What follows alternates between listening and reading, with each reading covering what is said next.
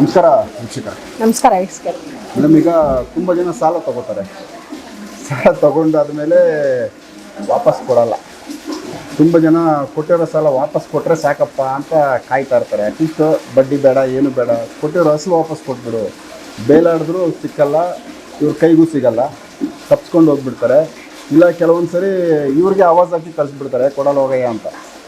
ಇಲ್ಲಾಂದರೆ ಅದನ್ನು ಬೇರೆ ಕೆಲವೊಂದು ಯಾರಾದರೂ ದೊಡ್ಡವರು ಕಡೆಯಿಂದ ಅವ್ರಿಗೆ ಗದರಿಸ್ಬಿಟ್ಟು ಕಳಿಸ್ಬಿಡ್ತಾರೆ.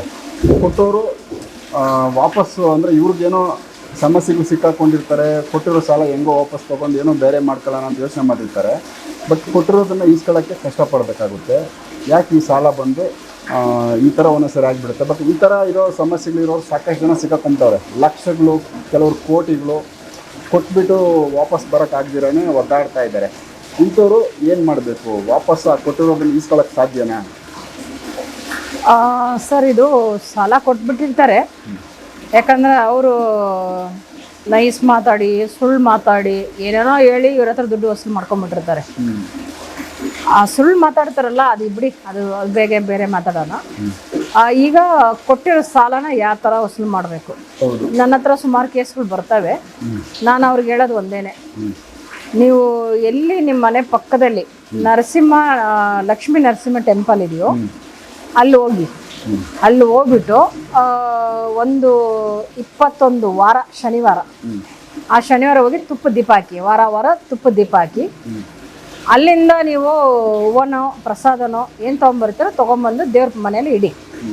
ಇದನ್ನು 21 ದಿವಸ ಅಲ್ಲಿ ಹೋಗಿ ಪೂಜೆ ಮಾಡ್ಕೊಂಡು ತುಪ್ಪ ದೀಪ ಹಚ್ಬಿಟ್ಟು ಬರಬೇಕು. ಅದಕ್ಕೆ ಯಾವ ಥರ ಹೋಗ್ಬೇಕಂದ್ರೆ, ನೀವು ದೇವಸ್ಥಾನ ಕೇಳಿದ ತಕ್ಷಣ ದೇವಸ್ಥಾನಕ್ಕೆ ಬೆರೆಗೈ ಬೀಸ್ಕೊಂಡು ಹೋಗೋದಿಲ್ಲ. ಏನಾದ್ರು ಹೂವನೋ ಕಾಯಿ ಹಂಪಳ ನೀವು ಯಾವ ಥರ ದೇವಸ್ಥಾನಕ್ಕೆ ಪೂಜೆ ಸಾಮಾನು ತೊಗೊಂಡು ಹೋಗ್ತೀರೋ ನಿಮಗೆ ಆ ಥರ ಫಲ ಸಿಗುತ್ತೆ. ಆ ಥರ ಕೊಟ್ಟಿದ್ದು ನಿಮ್ಮ ದುಡ್ಡು ವಸೂಲು ಬರುತ್ತೆ. ನಾನು ಸುಮ್ಮನೆ ಕೈ ಬೀಸ್ಕೊಂಡು ಹೋಗಿ ಸುಮ್ಮನೆ ಕುಂತು ಒಂದು ತುಪ್ಪದ ದೀಪ ಹಚ್ಬಿಟ್ಟು ಬಂದೆ, ನನಗೆ ಕೊಡಪ್ಪ, ನನ್ನ ದುಡ್ಡು ಬರೋ ಥರ ಮಾಡಪ್ಪ ಅಂತಂದರೆ ಮಾಡೋದಿಲ್ಲ. ಯಾಕೆ ಮಾಡೋದಿಲ್ಲ ಅಂದರೆ, ನೀನು ಬರಬೇಕಾದ್ರೆ ಬೇರೆ ಕೈ ಬೀಸ್ಕೊಂಡು ಬಂದಿ.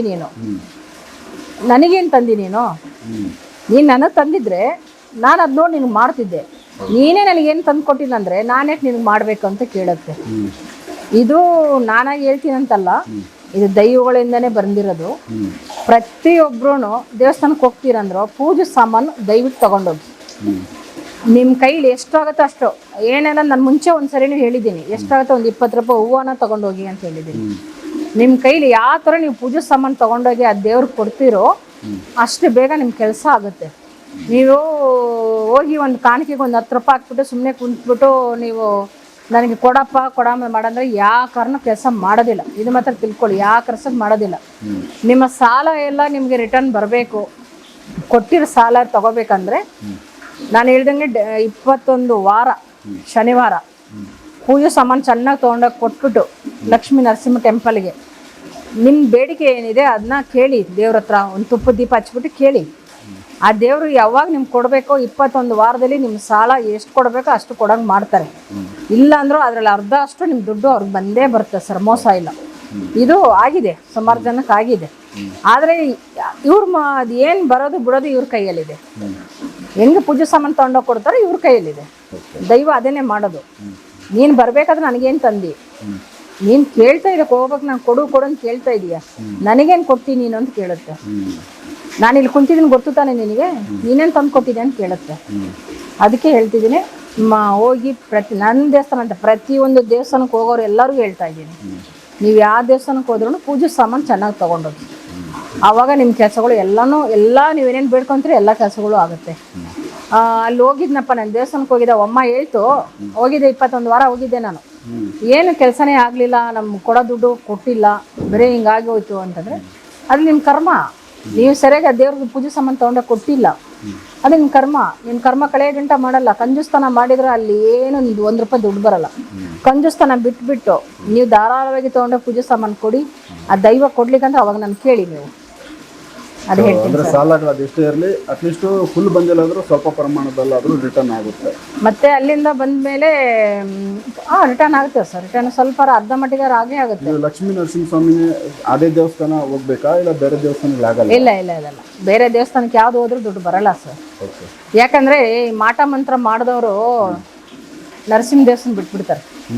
ಮಾಟ ಮಂತ್ರ ಮಾಡಿದವರು ದೇವಿನೇ, ಎಲ್ಲಾನು ದೇವಿನೇ. ಅವ್ರು ಪೂಜೆ ಮಾಡೋದು ದೇವಿನೇ, ನಾವು ಪೂಜೆ ಮಾಡೋದು ದೇವಿನೇ, ಜನಗಳು ಪೂಜೆ ಮಾಡೋದು ದೇವಿನೇ. ಆಗ ದೇವಿ ಏನು ಮಾಡುತ್ತೆ, ಎಲ್ಲರೂ ಮಕ್ಕಳೇ, ಎಲ್ಲ ಸಮ ಆಗಿ ನೋಡುತ್ತೆ. ಹಾಗಾಗಿ ಸ್ವಲ್ಪ ಲೇಟ್ ಆಗುತ್ತೆ, ಕೆಲಸ ಬೇಗ ಆಗಲ್ಲ. ಇದೇ ಆದರೆ ನರಸಿಂಹ ಉದ್ರ ಅವತಾರ ಕೊಡ್ಲಿಕ್ಕಂದ್ರೆ ಸುಳ್ಳು ಹೇಳಿದ್ರೆ, ಮೋಸ ಮಾಡಿದ್ರೆ, ದುಡ್ಡು ಕೊಳ್ಳೋಕೆ ಮೋಸ ಮಾಡಿದ್ರೆ ಅವ್ರಿಗೆ ಏನು ತೋರಿಸ್ಬೇಕೋ ಅದು ತೋರಿಸುತ್ತೆ ತಾನೆ. ಅವ್ರಿಗೆ ಅವತಾರ ಯಾವ ಥರ ಎದುರಿಸ್ತೈತೆ, ಹೋಗಿ ನೀನು ದುಡ್ಡು ಕೊಟ್ಟಿಲ್ಲ ಹಿಂಗೆ ಅವ್ರಿಗೆ ನೆನ್ಪು ಮಾಡುತ್ತೆ, ಇಲ್ಲ ಯಾವುದೋ ಒಂದು ರೂಪದಲ್ಲಿ ಹೋಗಿ ಎದುರಿಸುತ್ತೆ, ಕೊಡೋ ಥರ ಮಾಡುತ್ತೆ. ಅವ್ರಿಗೆ ಅದು ಆ ತಾಕತ್ತಿದೆ, ಅವ್ರಿಗೆ ಅವ್ರು ಆ ಕೆಲಸ ಮಾಡೇ ಮಾಡ್ತಾರೆ ಅವ್ರು. ಅದಕ್ಕೆ ನಾವು ಹೇಳೋದು ಲಕ್ಷ್ಮೀ ನರಸಿಂಹ ಅಂತ ಹೇಳೋದು. ಅದು ಹೋಗಿ ಮಾಡಿದರೆ, ಆದರೆ ಇನ್ನೊಂದು ಹೇಳ್ತೀನಿ, ಸುಳ್ಳು ಹೇಳ್ಬಾರ್ದು. ಆ ದೇವ್ರು ಸುಳ್ಳು ಇಷ್ಟ ಆಗಲ್ಲ. ನೀವು ಸುಳ್ಳು ಮಾತಾಡಿದ್ರೆ, ನೀವು ಜಾಸ್ತಿ ಸುಳ್ಳು ಮಾತಾಡಿದ್ರೆ ಗೊತ್ತಾಗ್ಬಿಡುತ್ತೆ, ನಿನ್ನ ಕೆಲಸನೇ ಮಾಡೋದಿಲ್ಲ. ದೇವ್ರು ಭಾಳ ಉಗ್ರ. ನರಸಿಂಹ ಅಂದರೆ ನಾವು ಸುಮ್ಮನೆ ಅಲ್ಲ ಸರ್. ಸುಳ್ಳು ಹೇಳ್ಬೇಡಿ ಅಷ್ಟೇ. ಸುಳ್ಳು ಹೇಳ್ದಂಗೆ ಮಾಡ್ಕೊಳ್ಳಿ, ಕೆಲಸ ಮಾಡಿಕೊಡ್ತಾರೆ. ಇನ್ನೊಂದು, ಮನೆಯಲ್ಲಿ ಅಲ್ಲಿಂದ ಒಂದು ಲಿಮೆಂಟ್ ತಂದು ಪ್ರತಿ ವಾರ ನಿಮ್ಮ ಮನೆ ದೇವ್ರ ಫೋಟೋ ಹತ್ರ ಇಡಿ. ಇಟ್ಬಿಟ್ಟು ಅದನ್ನ ಒಂದು ಗಿಡಕ್ಕೋ ಏನೋ ಹಾಕ್ಬಿಟ್ಟು ಮತ್ತೆ ಹೊಸ ತಂದು ಇಡಿ. ಇದನ್ನ 21 ವಾರನೂ ಮಾಡಿ. ಒಂದು ಲಿಂಬೆನ ಇಸ್ಕೊಂಬಂದು ಇಡೋದು, ಮತ್ತೆ ಒಂದು ವಾರ ಆದ್ಮೇಲೆ ಗಿಡಕ್ಕೆ ಹಾಕೋದು, ಮತ್ತೆ ಹೊಸ ತಂದು ಇಡೋದು. ಈ ಥರ ಮಾಡ್ತಾ ಬಂದರೆ ಮನೆಯಲ್ಲಿ ಏನಾದ್ರು ಇದ್ರೂ ಅದು ಹೊರಗಡೆ ಹೋಗುತ್ತೆ. ಆಮೇಲೆ ದುಡ್ಡು ಕಾಸು ಎಲ್ಲ ಬರುತ್ತೆ. ನಾನು ಹೇಳ್ದಂಗೆ ಮಾಡಿದ್ರೆ ಮಾತ್ರ. ಆಮೇಲೆ ಇವಮ್ಮ ಹೇಳ್ತು ಬರಲಿಲ್ಲ ಅಂತ ಅಲ್ಲ, ಅದು ನಿಮ್ಮದೇ ಕರ್ಮಗಳು ಇರ್ತವೆ. ಅದು ನಾವು ಹೇಳ್ದಂಗೆ ಮಾಡ್ಕೊಳ್ಳಿ. ನಿಮ್ಮ ಪೂರ್ತಿ ಬರ್ಲಿಕ್ಕಂದ್ರೆ ಒಂದು ಅರ್ಧಕ್ಕರ್ಧ ದುಡ್ಡಾರ ಅವ್ರು ಕೊಟ್ಟೇ ಕೊಡ್ತಾರೆ. ಆಮೇಲೆ ಇನ್ನೊಂದು ವಿಷಯ ಹೇಳ್ಬೇಕು ಸರ್. ಇವಾಗ ಮನೆ ಒಳಗಡೆ ಲಕ್ಷ್ಮಿ ಕುಣಿತಾ ಇಲ್ಲ ಅಂತ ಹೇಳ್ತಾರೆ. ಲಕ್ಷ್ಮಿ ನಮ್ದು ಎಷ್ಟು ಬಂದರೂ ದುಡ್ಡು ಹೊರಗಡೆ ಹೋಗ್ಬಿಡುತ್ತೆ, ಕೈಗೆ ನಿಂದ್ರಲ್ಲ.